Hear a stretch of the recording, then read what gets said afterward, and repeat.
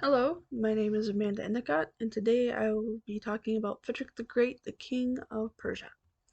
First, I'd like to start off with a quote that is widely known from Frederick the Great. It goes as, "A crown is merely a hat that lets the rain in."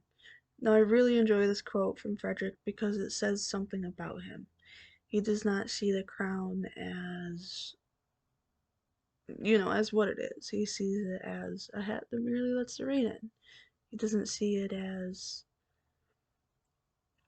wearing it as he doesn't wish to be seen differently because of a crown. He only sees it as a hat that lets the rain in.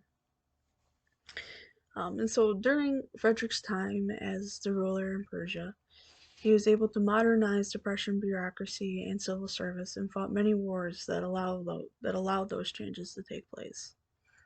He's able to accomplish many things that have affected the world today.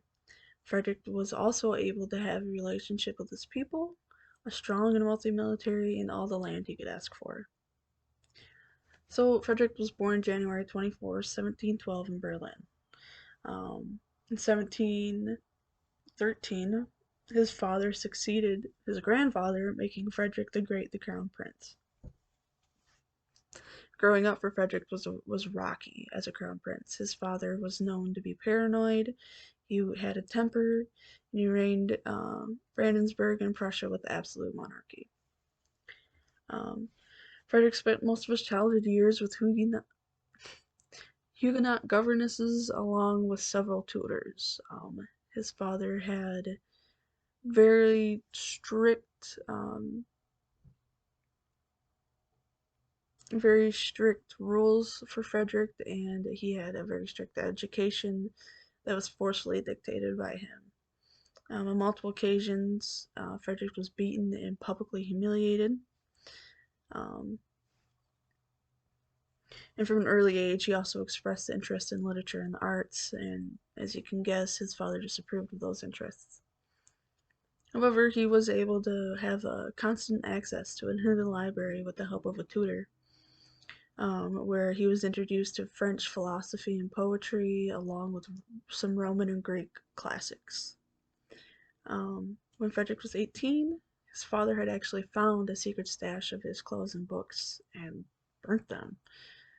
In reaction to this, Frederick confided in a close friend, Hans Kate, and conceived of a plan to escape from his father and flee to Great Britain. On August 5th, the two men played out their plan, however, they were both caught.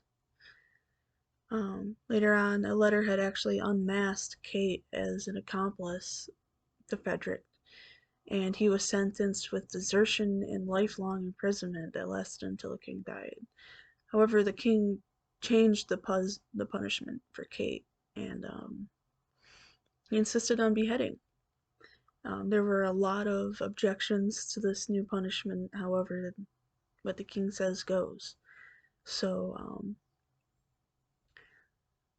the king forced Frederick to watch the execution from a tower, and this was a very difficult and fierce turning point for the crown prince. Um, After the execution, the prince went into a very deep depression, but he was not left unpunished either. He was employed as a junior official in local administration and deprived of his military rank. 3 years after his friend was executed, he was married to Elizabeth Christine of Brunswick, and this was a forceful marriage. So he did not particularly care and love for Elizabeth in the traditional sense, which is understandable. And when talking about Frederick's military experience and all the battles and wars that he fought in, that's a very long list.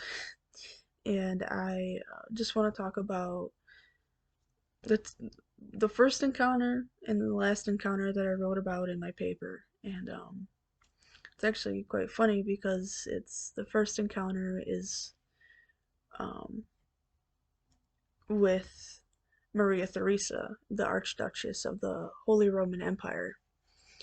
And this first dispute speaking of,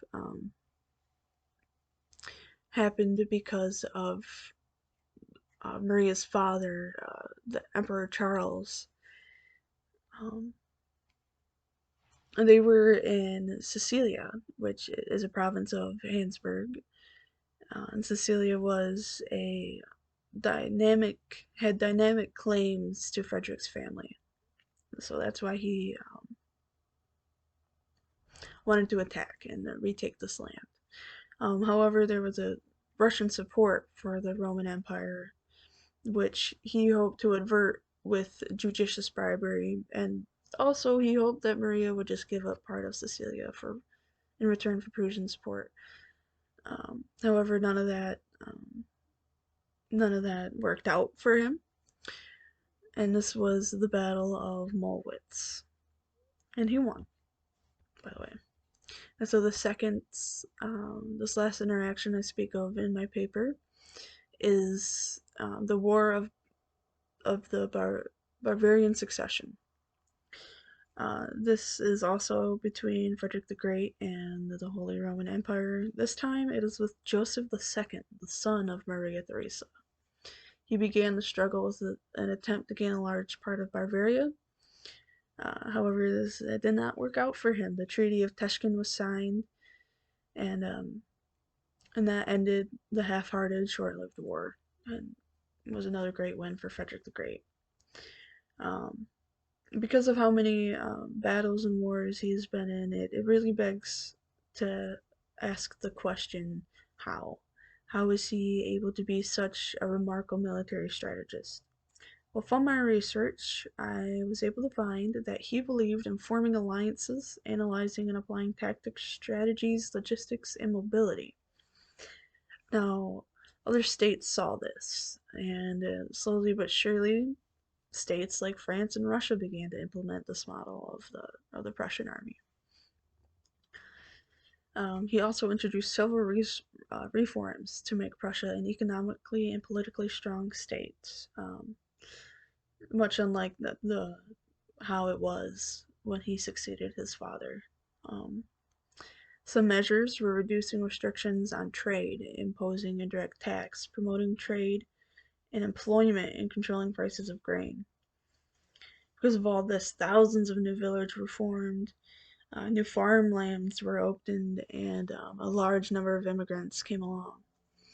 He was also an advocate of an enlightened absolutism. You know, he reformed the civil, bureaucratic, judicial system and pursued different religious policies and encouraged religious tolerance.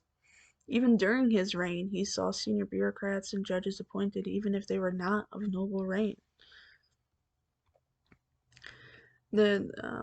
Frederick the Great and his father did have a similarity, and that is with kingship. They both thought of kingship as a duty. It meant tireless, meticulous work um, to be able to provide and serve and protect his people.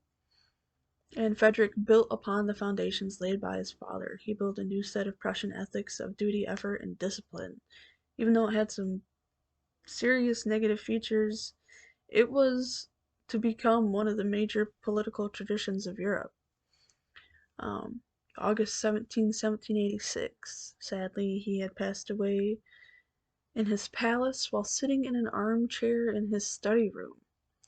He left very specific instructions to be buried in the vineyard terrace beside his greyhounds. However, his nephew and successor, Frederick William II, buried him in the Potsdam Garrison Church. On his 205th death anniversary, August 17th, 1991, his body was finally buried in the vineyard terrace.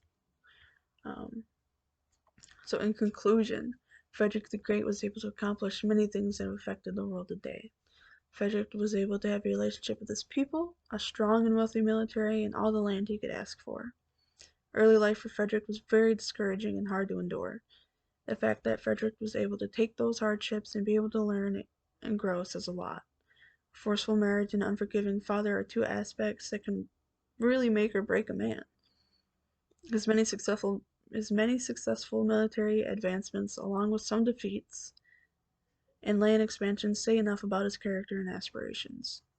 However, from the enormous impact he left behind, it is easily predicted that Frederick the Great was truly a great leader and changed many lives and perspectives of rulers and military leaders. The biggest takeaway I have from this research about Frederick the Great is the fact that how abusive his father actually was. There were many times where he was publicly abused and humiliated, and it's crazy to see how he was able to take that and be able to grow and flourish through the cracks that his father put into him. And just another interesting tidbit I learned from doing the research is how much Frederick was intrigued by philosophy and poetry and of French and Roman um, works, writings. It's interesting to see that a man from Prussia can have such a big interest in Roman and Greek classics. Thank you.